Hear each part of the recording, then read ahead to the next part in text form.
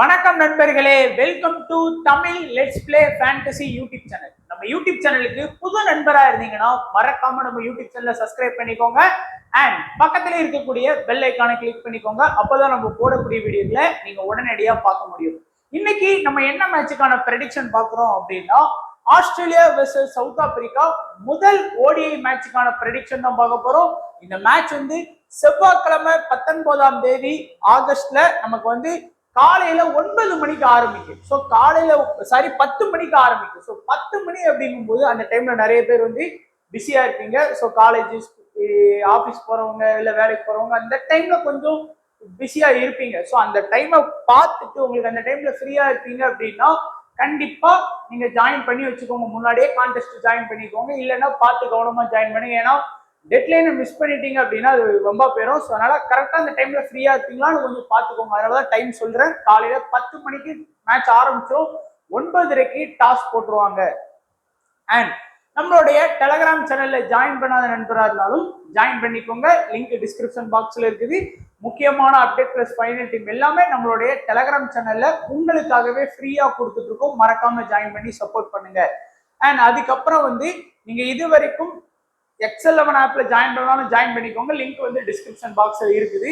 And பிச்சோட condition, இந்த பிச்சை பொறுத்த வரைக்கும் ஓடிஐ மேட்ச் கூட ஒரு 5 இன்டர்நேஷனல் ஓடிஐ நடந்திருக்கு. T20 நம்ம பார்த்தோம் லாஸ்டா முதல் முறையா இப்பதான் T20 ஒரு மேட்ச் நடத்துறாங்க, அதுவும் Australia versus south Africa. So அந்த ரிப்போர்ட்டுக்கும் இதுக்கு கொஞ்சம் சம்மந்தம் இல்லாம தான் இருக்கும். பட் இதை பொறுத்த வரைக்கும் பாத்தீங்க அப்படின்னா இது வந்து ஒரு balanced and medium scoring ground அப்படின்னு சொல்லியிருக்கிறாங்க. அதாவது இந்த பிச் வந்து ஒரு பேலன்ஸ்டான ஒரு பிச் அண்ட் ஸ்கோர் வந்து நம்ம ரொம்ப ஹையா எதிர்பார்க்க முடியாது. ஒரு மீடியமா வந்து பாத்தீங்கன்னா ஒரு ஓடிஐல ஒரு 250, 260, 270 இந்த மாதிரி ஒரு மீடியமான ஸ்கோர் வர்றதுக்கு வாய்ப்பு இருக்கு அப்படின்னு சொல்லியிருக்காங்க. அதே போல இந்த கிரவுண்ட்ல both fast bowlers and spinners ரெண்டு பேருக்குமே ஆதிக்கம் செலுத்துறதுக்கு வாய்ப்புகள் இருக்கு. ஃபாஸ்ட்டுக்கு மட்டும்தான் ஸ்பின்னருக்கு மட்டும்தான் அப்படின்ல. நம்ம T20ல லாஸ்ட் மேட்ச் கூட பார்த்தோம், நல்லாவே விக்கெட்ஸ் எடுத்தாங்க. ரன்னும் வந்து ஓரளவுக்கு வந்தது அண்ட் விக்கெட்டும் வந்து பாத்தீங்கன்னா ஸ்கோர் பண்ணாங்க பவுலர்ஸ் வந்து. அண்ட் ஓவராலா இந்த பிச்சில் நடந்த ஓடிஐ மேட்ச் ரிசல்ட் வந்து பாத்தீங்கன்னா 5 மேட்ச் நடத்திட்டாங்க. அதுல பேட்டிங் ஃபர்ஸ்ட் வந்து 2 டைமும், பேட்டிங் செகண்ட் பண்ண டீம் வந்து சேசிங் பண்ண டீம் வந்து 3 டைம் வந்து வின் பண்ணியிருக்காங்க. ஆவரேஜான ஃபர்ஸ்ட் இன்னிங் ஸ்கோரே 189 தான் இருக்கு. ரொம்பவே கம்மியான ஒரு ஆவரேஜான ஸ்கோரா தான் இருக்கு. ஹை ஸ்கோர் ஆஸ்திரேலியா 267 தான் அடிச்சிருக்காங்க. லோ ஸ்கோர் வந்து நியூசிலாந்து 82க்கு ஆல் அவுட் ஆயிருக்காங்க சேம் பிச்சில். அண்ட் அடுத்ததான் நம்ம பார்க்கக்கூடியது டைரக்டா நம்ம வந்து ப்ரெடிக்ஷன் வந்து போயிடலாம். ஸோ ஃபர்ஸ்ட் வந்து ஆஸ்திரேலியாவோட பாசிபிள் 11. ஸோ ஆஸ்திரேலியாவோட பாசிபிள் 11 இப்படிதான் இருக்கிறதுக்கு வாய்ப்பு இருக்கு. ஹெட்டும் மிச்சல் மார்ஸும் ஓப்பனிங் ஆடுவாங்க. அடுத்து 1 டவுன் வந்து லபுஷேனு, அதுக்கு அடுத்து கிரீனு, அடுத்து இங்கிலீஷு, அடுத்து அலெக்ஸ் கரி, அடுத்து கூப்பர் கோன்லி, எலிசு, ரோஷேஷ், ஆடம் ஜாம்பா, ஹெய்ஸ்வுட். இதுல என்ன அப்படின்னா இதுல வந்து கூப்பர் கோன்லிக்கு பேரா வேற ஏதாச்சும் ஒரு ஆரம் ஹார்டி இல்லை அப்படின்னா இந்த இடத்துல எக்ஸ்ட்ரா ஒரு ஆல்ரவுண்டர் கூட எடுத்துட்டு வர்றதுக்கான வாய்ப்புகள் இருக்கலாம். பட் மேக்சிமம் எனக்கு தெரிஞ்சு இதுதான் ஒரு பாசிபிள் 11ஆ இருக்கிறதுக்கு வாய்ப்பு அதிகமாகவே இருக்கு.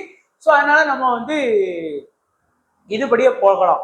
அதுக்கப்புறம் வந்து சவுத் ஆப்பிரிக்காவோட பாசிபிள் 11 பார்த்தோம்னா அங்கேயும் வந்து மேக்சிமம் ஒரு நல்ல ஒரு பாசிபிள் 11 தான் எடுத்திருக்கோம். அண்ட் ஓப்பனிங் வந்து ரிக்லட்டனும் பவுமாவும், ஏன்னா பவுமா ரிக்லட்டன் ஆல்ரெடி நல்லா சாம்பியன்ஸ் ட்ராஃபிலாம் செட் ஆயிட்டாங்க, அதனால அவங்க தான் ஆடுவாங்க. அண்ட் 1 டவுன் வந்து பிரிட்டோரியஸ் வர்றதுக்கான வாய்ப்பு இருக்கு. எப்பவுமே மார்க்ரம் வருவாரு, இந்த வாட்டி அவர் நல்லா யங் டேலண்டட் பிளேயர்னால அந்த இடத்த கொடுக்கலாம். அண்ட் மார்க்ரம் வந்து 2 டவுன் வரலாம். அதுக்கு அடுத்தது பிரீவிஸ், ஸ்டப்ஸ். ஸோ மற்றபடி எந்த ஒரு சேஞ்சஸும் இருக்காது. இந்த ஒரு 1 டவுன் மட்டும் மார்க்ரம் வராதா பிரிட்டோரியஸ் வராதாங்கிறத நம்ம கவனமா பார்க்கணும். அடுத்து முல்டரு, கோச்சு, அடுத்து வந்து பாத்தீங்கன்னா ரபடா, மகராஜி, இங்கிடி. ஸோ இந்த 5 பேருமே வந்து பாத்தீங்கன்னா கரெக்டா அவங்களுக்கு வந்துருவாங்க. ஸோ இதுதான் இவங்களுடைய ஒரு சவுத் ஆப்பிரிக்காவோட பாசிபிள் 11ஆ இருக்கிறதுக்கு அதிக வாய்ப்புகள் இருக்கு. சரி, இப்போ நம்ம ஃபர்ஸ்ட் வந்து ஆஸ்திரேலியாவோட பவுலர்ஸ் வந்து நம்ம அனலைஸ் பண்ணிடுவோம். ஃபர்ஸ்ட் அடுத்து சவுத் ஆப்பிரிக்காவோட பவுலர்ஸ் வந்து நம்ம அனலைஸ் பண்ணலாம். ஃபர்ஸ்ட் ஆஸ்திரேலியாவோட பவுலிங் அப்படின்னு எடுத்துக்கிட்டீங்கன்னா ரொம்ப இல்லை. இன்னைக்கு வந்து பாத்தீங்கன்னா அவங்க ப்ராப்பரா ஒரு 5 பவுலிங் ஆப்ஷன் தான் வச்சிருக்காங்க. 1 வந்து ஹெய்ஸ்வுட், 2 ஜாம்பா, 3 டோர்ஷேஷ், 4 எலிஸ், 5 வந்து பாத்தீங்கன்னா கூப்பர் கோன்லியை தான் பவுலிங் ஆப்ஷனை யூஸ் பண்ணி ஆகும். 6வதா நமக்கு தெரியாது மிச்சல் மார்ஸா இல்ல 6வதா வந்து கிரீனா. ஸோ 2 பேரும் ரீசெண்ட் டைம்ஸ்ல பவுலிங் பண்ணல. ஸோ ப்ராப்பரான பவுலிங் ஆப்ஷன்னா இந்த 5 பேர் தான். ஸோ கண்டிப்பா ஏன்னா கூப்பர் கோன்லியும் இந்த டொமஸ்டிக் மாதிரியான லீக்ல கண்டிப்பா ஃபுல்லா பவுலிங் பண்ணி நல்லா விக்கெட் டேக்கிங் பவுலரா தான் இருந்திருக்காரு. ஸோ கூப்பர் கோன்லியும் சரி ஜாம்பாவும் சரி நல்ல ஒரு ஸ்பின்னர் ஆப்ஷன்ல இருக்காங்க. மீதி 3 பேருமே ஃபாஸ்ட். ஸோ அதுதான் அவங்களுடைய முக்கியமா பாக்குறேன். ஸோ இதுல ஓவர் வைஸாவும் பாத்தீங்க அப்படின்னா கண்டிப்பா ஹெய்சல்வுட் வந்து அவருடைய 10 ஓவரை கம்ப்ளீட் பண்ணிடுவாரு. ஜாம்பா அவருடைய 10 ஓவரை கம்ப்ளீட் பண்ணிடுவாரு. டோர்ஷேஷும் அவருடைய 10 ஓவரை கம்ப்ளீட் பண்ணுவாரு. எலிஸும் அவருடைய 10 ஓவரை கம்ப்ளீட் பண்ணுவாரு. கூப்பர் கோன்லி மட்டும் நம்ம ஸ்வேரா 10 ஓவர் பவுல் பண்றாரு அப்படின்னா வேற யாருக்குமே பவுலிங் ஆப்ஷன் இருக்காது, மிச்சல் மார்ஸுக்கோ இல்ல கிரீனுக்கோ. ஆனா அவங்க ரீசெண்ட் டைம்ஸ்ல பவுலிங் பண்ணலங்கிறதுனால 10 ஓவர் வரைக்கும் பவுல் பண்ணலாம். இல்லைன்னா ஒருவேளை ஏதாச்சும் லைன் அப்ல சேஞ்ச் பண்ணி எக்ஸ்ட்ரா ஒரு பவுலிங் ஆப்ஷனோட வராங்கன்னு பார்ப்போம். ஆரன் ஹார்டின்னு ஒரு ஆல்ரவுண்டர் இருக்காருல்ல, அவரை எடுத்துட்டு வர்றாங்களான்னு பார்ப்போம். ஏன்னா அவரை எடுத்துட்டு வந்தாங்கன்னா கூப்பர் கோன்லிக்கு வந்து மேக்சிமம் ஒரு 5 ஓவர் கொடுக்குற மாதிரி தான் இருக்கும். ஸோ அது லைன் அப் ப்ராப்பரா வந்ததுக்கு அப்புறம் அதை கொஞ்சம் பாத்துக்கலாம். மற்றபடி இதுதான் உங்களோட இதா இருக்கும். சரி, அதுக்கப்புறம் வந்து இன்னைக்கு மேட்ச்ல வந்து யார் இனிஷியல் அட்டாக் பண்ண போறா? முதல் பவர் பிளேல 10 ஓவர்ல ஒரு 8 ஓவர் வரைக்கும் யார் அட்டாக் பண்ணுவா? டோர்ஷேஷும் நம்மளுடைய ஹேசல்வுட் தான் வந்து அட்டாக் பண்ணுவாங்க. கண்டிப்பா விக்கெட் டேக்கிங் பவுலர்ஸ் தான் 2 பேருமே. ஃபர்ஸ்ட் T20 சரி, செகண்ட் T20 சரி நல்லாவே விக்கெட் எடுத்தாரு. பட் தேர்ட் T20ல விக்கெட்டே எடுக்கல. ஹேசல்வுட் வந்து எல்லாமே நல்லா ஃபார்ம்ல ஆடிட்டு இருக்கிறாரு, விக்கெட் எடுத்துருவாரு, நமக்கு நல்லாவே தெரியும். அண்ட் எலிஸும் வந்து பாத்தீங்கன்னா அந்த டீமோட மிடில்ல பிளஸ் டெத்தில் அட்டாக் பண்ணக்கூடிய பவுலர். எப்பவும் சொல்றது அப்படிதான். ஏன்னா எலிஸ் வந்து ஃபர்ஸ்ட் T20 ஆனாரு, தேர்ட் T20 ஆனாரு. ஸோ ஃபர்ஸ்ட் T20ல விக்கெட் எடுக்கணும்னு சொல்லி நிறைய பேர் டிராப் பண்ணாங்க. பட் தேர்ட் T20ல விக்கெட் எடுத்தாரு. காரணம் டெத்துல பவுல் பண்ணுவார். ஸோ இன்னைக்கு ஆஸ்திரேலியா நமக்கு வந்து ஃபர்ஸ்ட் பவுல் பண்றாங்கன்னு வச்சுக்கோங்களேன். எந்த பவுலருக்குலாம் இம்பார்ட்டன்ட் கொடுக்கணும் அப்படின்னா கண்டிப்பா ஹேசல்வுட், அடுத்து வந்து டோர்ஷேஸ், அடுத்து வந்து எலிஸ். இந்த 3 பேருக்குமே நீங்க கண்டிப்பா கிராண்ட் லீக் டீம் போடுறவங்களா இருந்தீங்கன்னா கேப்டன் வைஸ் கேப்டன் வந்து கண்டிப்பா ட்ரை பண்ணணும். ஏன்னா 3 பேர்ல யாராச்சும் 2 பேர் வந்து செம்மையா பெர்ஃபார்ம் பண்ணுவாங்க. பட் நம்ம இவங்கன்னு சொல்றதை விட 3ல 2 பேர் நல்லா பெர்ஃபார்ம் பண்றதுக்கு வாய்ப்புகள் இருக்கு. ஸோ குறைஞ்சது இந்த 3 பேர்கிட்ட இருந்துமே இன்னைக்கு மேட்ச்ல நான் எக்ஸ்பெக்ட் பண்றது ஒரு 6ல இருந்து 7 விக்கெட் வரைக்கும் இந்த 3 பேர் தான் எடுக்க போறாங்க. அதுவும் குறிப்பா ஆஸ்திரேலியா ஃபர்ஸ்ட் பவுல் பண்ணாங்க அப்படின்னா ஆப்போனன்ட் டீமை ஆல் அவுட் பண்றதுக்கு கூட அதிக வாய்ப்புகள் இருக்கு. ஸோ அதனால கண்டிப்பா ட்ரை பண்ணிக்கோங்க. இந்த 3 பேரை வந்து மிஸ் பண்ணவே கூடாது. நம்ம அடுத்ததா வந்து ஜாம்பா வந்து அவருடைய 10 ஓவரை கம்ப்ளீட் பண்றாரு. சாம்பாவை எடுத்தீங்க அப்படின்னா மினிமம் விக்கெட் கேரண்டி. கண்டிப்பா சாம்பா வந்து ஒரு விக்கெட் வந்து கன்ஃபார்ம் எடுத்து கொடுத்துருவாரு. சில மேட்ச் வந்து 2 விக்கெட் வரைக்கும் கூட அது எக்ஸ்டெண்ட் ஆகலாம். ஸ்பின்னுக்கு இந்த பிச்சில் சப்போர்ட் இருக்கு. 10 ஓவர் பவுல் பண்ணும்போது கண்டிப்பா ஜாம்பாவால ஸ்வேரா சொல்ல முடியும் ஒரு விக்கெட் கண்டிப்பா எடுக்க முடியும்னு. அதிர்ஷ்டம் இருந்தா 2 விக்கெட் கூட எடுத்துருவாரு. ஸோ ஜாம்பாவை குறைச்சு மதிப்பிடாதீங்க. குறைஞ்சது ஒரு 50+ ஃபேண்டசி பாயிண்ட் உங்களுக்கு கேரண்டியா கிடைக்கக்கூடிய ஒரு பிளேயர்னா அது வந்து ஆடம் ஜாம்பா தான். கூப்பர் கோன்லி வந்து நான் வந்து அவர் பவுலிங்கை மட்டும் நம்பல. கூப்பர் கோன்லிக்கு இருக்கக்கூடிய இன்னொரு பிளஸ் என்ன அப்படின்னா பேட்டிங் அப்படிங்கிறது. சூப்பரா பேட்டிங் ஆடுவார். இந்த நம்ம பிபி எல்லாம் பாத்தீங்க அப்படின்னா பெருத்துக்கு ஆடுவாரு, நல்லா ஆடுவார். எல்லா மேட்சுமே சூப்பரா ஆடி கொடுக்கக்கூடிய பிளேயர். நம்ம ரொம்பலாம் ரன் எதிர்பார்க்க தேவையில்லை. ஒரு 30+ ரன் அடிச்சு கொடுத்தா கூட பேட்டிங்ல நமக்கு வந்து ஒரு 50+ ஃபேண்டசி பாயிண்ட் வாங்கி கொடுத்துருவாரு. ஸோ கூப்பர் கோன்லியை நீங்க நம்பி ட்ரை பண்ணலாம். காரணம் ஒருவேளை பேட்டிங்ல இவ்வளவு பாயிண்ட் வாங்கி கொடுக்கும்போது அந்த 5 ஓவர் பவுல் பண்ணும்போது ஒரு விக்கெட் எடுத்துட்டாருன்னா அதுக்கு ஒரு 30 பாயிண்ட் வச்சா கூட 80 பாயிண்ட் ஈஸியா போயிடுவாரு. ஸோ மிஸ் பண்ணாதீங்க. லோ பெர்சன்டேஜ்ல இருக்கக்கூடிய பவுலிங் ஆப்ஷன்லேயே ஃபர்ஸ்ட் லோ பெர்சன்டேஜ்ல இருக்கக்கூடிய நல்ல பிளேயர் இவர் தான். ஸோ மினி கிராண்ட் லீக் அந்த மினி லீக்லலாம் அவரை கண்டிப்பா ஃபோக்கஸ் பண்ணுங்க. ஒரு 40 பேர் 50 பேர் விளையாடக்கூடிய சின்ன சின்ன லீக்லலாம் ஒரு நல்ல ஒரு ட்ரம்ப் கார்டா நீங்க வந்து அவரை பயன்படுத்திக்கலாம். ஸோ அடுத்ததான் நம்ம பார்க்கக்கூடியது இதுதான் இவங்களுடைய பவுலிங் ஆப்ஷன். சவுத் ஆப்பிரிக்காவோட பவுலிங் ஆப்ஷன் பார்க்கலாம். ஸோ சவுத் ஆப்பிரிக்காவோட பவுலிங் ஆப்ஷன் பார்த்தோம்னா நமக்கு வந்து இங்கிலி வந்து ஃபர்ஸ்ட் ஆப்ஷன்ல இருக்கிறாரு, மகராஜ் 2வது, 3வது ரபடா, 4வது கோல், 5வது வந்து முல்டர், 6வதா வந்து நமக்கு வந்து மார்க்ரம் இருக்கிறாரு. T20ல கூட நான் சொன்னேன் மார்க்ரம் நீங்க பவுலிங் பண்ணி விக்கெட் எடுத்து கொடுப்பாரு அப்படி கன்ஃபார்ம் அப்படின்னு நம்பி ட்ரை பண்ணாதீங்க. பட் ஒரு ஆப்ஷன் இருக்கு அப்படின்னு சொன்ன அதே போல லாஸ்ட் மேட்ச்ல ஒரு விக்கெட் எடுத்து கொடுத்தாரு. ஸோ அதெல்லாம் ஒரு அடிஷனல் ஆப்ஷன் அவருக்கலாம். ஸோ அதனால ப்ராப்பரா 5 பவுலிங் ஆப்ஷன் வச்சிருக்காங்க. 6வது ஆப்ஷனா வந்து மார்க்ரம் இருக்காரு. குறிப்பா செகண்ட் ஸ்பின்னர் ஆப்ஷன்ல அவர் தான் இருக்காரு. மகராஜ் மட்டும் தான் இந்த டீம்ல மெயின் ஸ்பின்னர். பிளஸ் 2வது ஆப்ஷன்லயே வந்து மார்க்ரம் இருக்கிறது வந்து இன்னும் ஒரு பெரிய பிளஸ்ஸா இருக்கும். காரணம் என்னன்னா ஒரு 5 ஓவர் வரைக்குமே, அதாவது நல்லா ஸ்பின்னுக்கு சப்போர்ட் கிடைச்சிட்டு அப்படின்னா ஒரு 5 ஓவர் வரைக்கும் அவர் பவுல் பண்றதுக்கான வாய்ப்பு கூட இருக்கு. ஸோ சவுத் ஆப்பிரிக்காவோட பவுலிங் லைனப் இதுதான். ஸோ இதுல வந்து பாத்தீங்கன்னா இன்னைக்கு மேட்ச்ல வந்து ஃபர்ஸ்ட் பவர் பிளேல அட்டாக் பண்ணக்கூடியது ரபடாவும் சரி இங்கிடியும் சரி அட்டாக் பண்ணுவாங்க. அண்ட் டெத்துல வந்து பாத்தீங்க அப்படின்னா போத் அட்டாக் பண்ணுவாரு ரபடா இங்கிடி. முல்டரும் வந்து அந்த 40 to 50 ஓவர்ல வந்து இது பண்ணுவாரு. இந்த பவுலிங் ஆப்ஷன்ல இந்த முல்டர் கிட்ட வந்து பேட்டிங் அப்படிங்கிற ஒரு ஒரு அட்வான்டேஜ் ஒன்று இருக்கு. கண்டிப்பா முல்டர் வந்து பேட்டிங் வர்றாருன்னு வச்சுக்கோங்களேன், இன்னைக்கு வந்து சவுத் ஆப்பிரிக்கா பேட்டிங் ஃபர்ஸ்டோ பேட்டிங் செகண்டோ வந்தா அவரால் குறைஞ்சது ஒரு 20 to 30 ரன் வரைக்கும் கான்ட்ரிபியூட் பண்ணிடுவார். ஒரு பவுலர் வந்து ஒரு விக்கெட் எடுத்து கொடுக்கறத அவர் இந்த ரன் மூலமா அடிச்சு எடுத்து கொடுத்துருவாரு. பிளஸ் பவுலிங்கும் நல்லாவே பண்ணிட்டு தான் இருக்கிறாரு. ரீசெண்டா நடந்த டெஸ்ட் சீரீஸா இருக்கட்டும், ஜிம்பாப்வே சீரீஸா இருக்கட்டும், அதுக்கப்புறம் நம்ம சாம்பியன்ஸ் டிராஃபியா இருக்கட்டும், எல்லாமே வந்து அதுக்கு முன்னாடி இந்த ட்ரை சீரீஸா இருக்கட்டும், எல்லாமே வந்து கன்சிஸ்டன்சி ஆடுறாரு. ஸோ கண்டிப்பா முல்டர் தான் இந்த பவுலிங் ஆப்ஷன்ல நமக்கு ஒரு டேஞ்சர். பிளஸ் எப்படி வந்து கூப்பர் கோலியை வந்து நம்ம அந்த 50 பேர் ஆடக்கூடிய மினி லீக்ல ட்ரை பண்ண சொன்னோமோ உங்களுக்கு லோ பெர்சன்டேஜ்ல இருக்கக்கூடிய ஒரு நல்ல ஒரு ட்ரம்ப் கார்டு. ஸோ நம்பி ட்ரை பண்ணி பார்க்கலாம் உங்களுடைய மினி லீக் மெகா லீக் எல்லாத்துலயுமே. பட் இன்னைக்கு சவுத் ஆப்பிரிக்கா ஃபர்ஸ்ட் பவுல் பண்றாங்க அப்படின்னா நீங்க இந்த மாதிரி பிளேயர்ஸை மிஸ் பண்ணக்கூடாது. ரபடாவை கண்டிப்பா கேப்டன் வைஸ் கேப்டனா கொண்டு போகணும். கோச் வந்து கண்டிப்பா கேப்டன் வைஸ் கேப்டனா கொண்டு போகணும். முல்டரை வந்து கேப்டன் வைஸ் கேப்டனா கண்டிப்பா நீங்க கொண்டு போய் ஆகணும். அண்ட் நம்மளுடைய மகராஜ் 10 ஓவர் பவுல் பண்ணக்கூடிய ஒரு மெயின் ஸ்பின்னர் இந்த டீம்ல. அவர் தான் ஃபர்ஸ்ட் மெயின் ஸ்பின்னரா இருக்காரு. 10 ஓவர் கம்ப்ளீட் பண்ணுவாரு. எப்படி வந்து நான் ஜாம்பாக்கு வந்து மினிமம் ஒரு விக்கெட் அப்படிங்கிறது சொன்னேனோ அதே போலதான் மகராஜுக்கும் மினிமம் ஒரு விக்கெட் கிடைச்சு 40 ஃபேண்டசி பாயிண்ட் உங்களுக்கு உறுதி. 40ல இருந்து 50 வந்துடும். ஆனா 2வது விக்கெட் எடுக்கிறதுக்கும் வாய்ப்பு பிரகாசமா இருக்கு. எப்போ அப்படின்னா சவுத் ஆப்பிரிக்கா ஃபர்ஸ்ட் பவுல் பண்ணா பிரகாஷ் செகண்ட் பவுல் பண்ணா கூட அவர் விக்கெட் எடுத்து கொடுத்துருவாரு. ஸோ ஃபர்ஸ்ட் செகண்ட் பட் ஓவராலா ஒரு விக்கெட் கன்ஃபார்ம், 2 விக்கெட் எடுக்கிறது கூட வாய்ப்பு இருக்கு. இங்கிடி கிட்ட இருந்து நான் மேக்சிமம் எதிர்பார்க்கிறது ஒரு விக்கெட் தான் எதிர்பார்க்கிறேன். ஸோ மேக்சிமம் இந்த 1 வர்றதுக்கு வாய்ப்பு இருக்கு. லக் இருந்தா 2 வரும். ரபடா கிட்ட இருந்து நம்ம வந்து 2 விக்கெட் எதிர்பார்க்கலாம். கோச் கிட்ட இருந்து நம்ம வந்து மேக்சிமம் 1ல இருந்து 2 விக்கெட் எதிர்பார்க்கலாம். முல்டர் கிட்ட இருந்து ஒரு விக்கெட்டும் பிளஸ் ஒரு 30 ரன் வரைக்கும் நம்ம எதிர்பார்க்கிறோம். மார்க்ரம் வந்து நான் சொன்னதுதான் கண்டிப்பா விக்கெட் எடுப்பாருன்னு சொல்லல. பட் 5 ஓவர் ஆப்ஷன் இருக்கு. பிளஸ் 2 டவுனும் வர்றாரு. அது ஒரு பெரிய அட்வான்டேஜா இருக்கும். ஏன்னா மற்ற பிளேயர்ஸ்ட இல்லாத ஒரு அட்வான்டேஜ் வந்து அவர்கிட்ட இருக்கு. லாஸ்ட் மேட்ச் மார்க்ரம் வந்து T20ல உடனே அவுட் ஆயிட்டாரு. 5 ரன் நம்ம அவுட் ஆயிட்டாரு. ஆனா ஒரு விக்கெட் எடுத்த உடனே அதுக்கு 30 பாயிண்ட் கிடைச்ச உடனே ரிக்லட்டனு, பிரிட்டோரியஸ், ஸ்டப்ஸ் இவங்களுக்கு ஈக்குவலா வந்து லாஸ்ட் மேட்ச் அவரு பாயிண்ட் கொடுத்துட்டாரு. காரணம் அந்த இது ஒர்க் அவுட் ஆயிருச்சு. ஸோ இதுதான் இவங்களுடைய பவுலிங் லைனப்பே நம்ம பார்த்தாச்சு. அடுத்து ஆஸ்திரேலியாவோட பேட்டிங் லைனப் பார்த்தோம் அப்படின்னா நல்லா ஸ்ட்ராங்கா தான் இருக்கு. நம்ம பார்த்திருக்கோம் head Mitchell Marsh, Labuschagne, green, English, Alex Carey.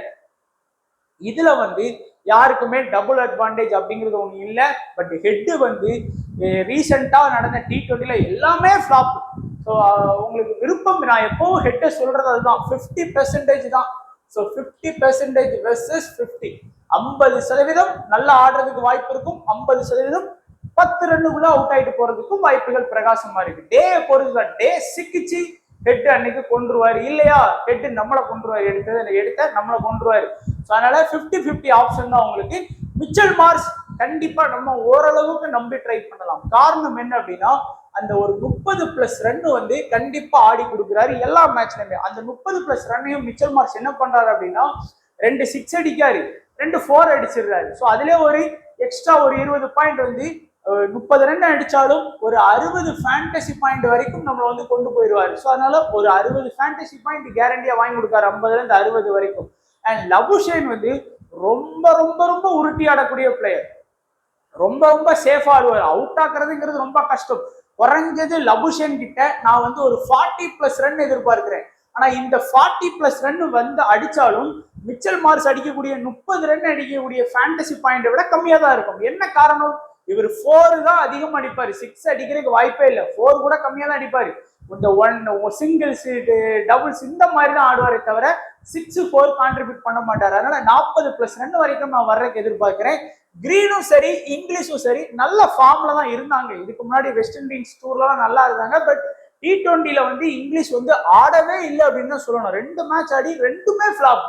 ஆனா கிரீன் கூட ஓரளவுக்கு ஒரு மேட்ச் வந்து ஸ்கோர் பண்ணிட்டாரு. ஸோ நம்ம கிரீனு கிட்ட இருந்து நம்ம வந்து கண்டிப்பா ஒரு 40+ ரன் வரைக்கும் நம்ம வந்து எதிர்பார்க்கலாம். நான் இங்கிலீஷ் கிட்ட இருந்து இன்னைக்கு ஒரு 50+ ரன் வரைக்கும் நான் இந்த பர்டிகுலர் மேட்ச்ல வந்து நான் எதிர்பார்க்கிறேன். அண்ட் அலெக்ஸ் கேரி வந்து ஒரு அண்டர் வேல்யூடு பிளேயர். கண்டிப்பா உங்களுடைய லீக்ல ட்ரை பண்ணலாம். காரணம் விக்கெட் கீப்பர் இருக்கு, 2 கேட்ச், ஒரு ஸ்டம்பிட். அதுவும் குறிப்பா இன்னைக்கு ஆஸ்திரேலியா ஃபர்ஸ்ட் பவுல் பண்றாங்கன்னா அந்த லாஸ்ட் பால் வரைக்கும் ஃபீல்டுல இருக்கும்போது ரன் அவுட் வாய்ப்புலாம் கிடைக்கும். ஸோ அதுலேயே ஒரு 20 பாயிண்ட் கிடைக்கும். பிளஸ் ஒரு 30 ரன் அடிச்சாருன்னா அதுக்கு ஒரு 50 பாயிண்ட் வந்தா கூட 70 பாயிண்ட்டுக்கு வந்து வாங்கி கொடுத்துருவாரு. Under valued player. ஸோ கண்டிப்பா உங்களுடைய ட்ரம் கார்டா நீங்க பயன்படுத்தலாம். ஸோ பேட்டிங்கை பொறுத்த வரைக்கும் ஹெட் வந்து கண்டிப்பா ரிஸ்கான ஒரு கேப்டன் வைஸ் கேப்டன் ஆப்ஷன்ல உங்களுடைய கிராண்ட் லீக்ஸ் டீம்ல கொண்டு போகலாம். கிரீனை வந்து கேப்டன் வைஸ் கேப்டனா கொண்டு போகலாம். இங்கிலீஷையும் கேப்டன் வைஸ் கேப்டனா கொண்டு போகலாம்.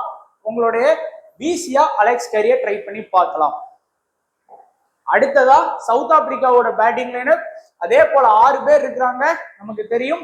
இதுல ரிக்லட்டன் இந்த 3 ஓடிஐல ஒரு ஓடிஐ வந்து பயங்கரமா ஆடி கொடுப்பாரு. மீதி 2 ஓடிஐ வந்து ஒரு ஆவரேஜான ரிசல்ட் தான் கொடுப்பாரு. அது எதுன்னு நம்ம சொல்ல முடியாது. ஸோ 3-1 அப்படிங்கிற ரேஷியோல தான் அவர் எல்லா சீரீஸ்லயுமே ஹிட்டு கொடுத்துட்டு இருக்கிறாரு. குறைஞ்சது நீங்க வந்து ஒரு 30 ரன் வரைக்கும் நம்ம எதிர்பார்க்கலாம். பவுமாவும் வந்து அப்படிதான் நல்ல ஃபார்ம்ல தான் ஆடினாரு. நல்ல ஃபார்ம், பேட்டு டச்ல இருக்காரு. ஸோ குறைஞ்சது பட் இந்த 2 பேருமே ஹேசலூட் பிளஸ் டோர்ஷேஸ் பாலை வந்து ஃபர்ஸ்ட் 8 ஓவர் வந்து ஃபேஸ் பண்ணி ஆகணும்.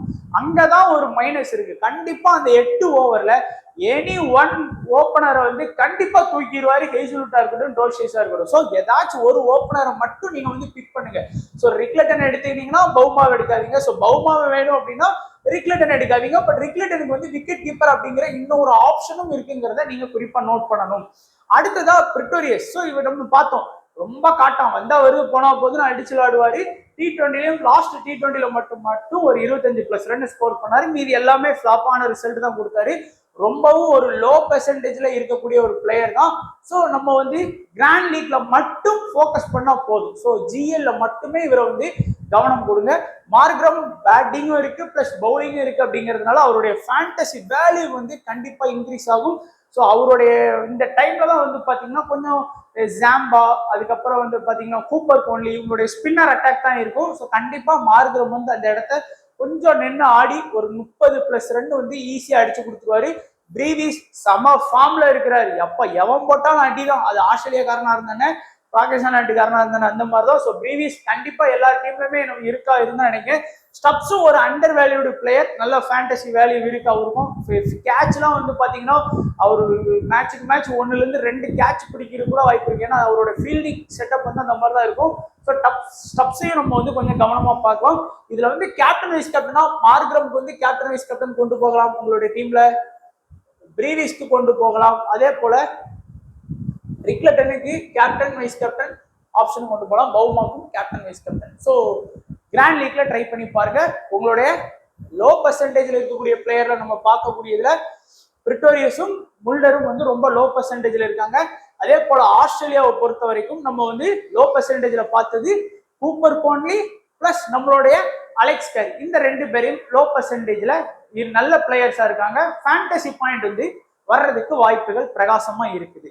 ஸோ அவ்வளவுதான். இப்போ நம்ம கடைசியா ஸ்மால் லீக் டெமோ டீம் பார்த்துருவோம். ஸோ என்னுடைய ஸ்மால் லீக் டெமோ டீம் ஈக்குவலா பேலன்ஸ்டா எடுத்திருக்கிறேன். English, head, Mitchell mark. So head வந்து டேஞ்சர், அடிச்சா இது வரும், இல்லைன்னா இதாயிரும். ஸோ அதனால சேஃபா கூட இந்த ஆப்ஷன்ல போகலாம். இங்க பிரீவிஸ், மார்க்ரமும் முல்டரும் போச்சு எடுத்துருக்கு. ஸோ நான் எல்லாமே ஆல்ரவுண்டரா எடுத்திருக்கேன். காரணம் என்ன அப்படின்னா பேட்டிங்கும் கான்ட்ரிபியூட் பண்ணுவாங்க, பவுலிங்லயும் கான்ட்ரிபியூட் பண்ணிடுவாங்கிற நம்பிக்கையில இங்க டோர்ஷேஷ், எலிஸ், ஹேசலூட், ஜாம்பா வேணும்னா கண்டிப்பா Zampa. But Cooper Connolly, Alex Carey, ஏன்னா இங்கிலீஷை விட அலெக்ஸ் கேரி மேபி யார் விக்கெட் கீப்பர்னு பார்த்துப்போம். அது கூட அதுக்கப்புறம் கூட நம்ம ட்ரை பண்ணி பார்க்கலாம். ஸோ அவ்வளவுதான் நண்பா நம்மளுடைய ப்ரெடிக்ஷன். ஸோ தொடர்ந்து சப்போர்ட் பண்ணுங்க, வீடியோவை லைக் பண்ணுங்க, உங்க நண்பர்கள் எல்லாருக்குமே வீடியோவை ஷேர் பண்ணுங்க. ஸோ வீடியோவை சப்போர்ட் பண்ண எல்லா நண்பர்களுக்கும் நன்றி, வணக்கம். தேங்க்ஸ் ஃபார் வாட்சிங் நண்பா.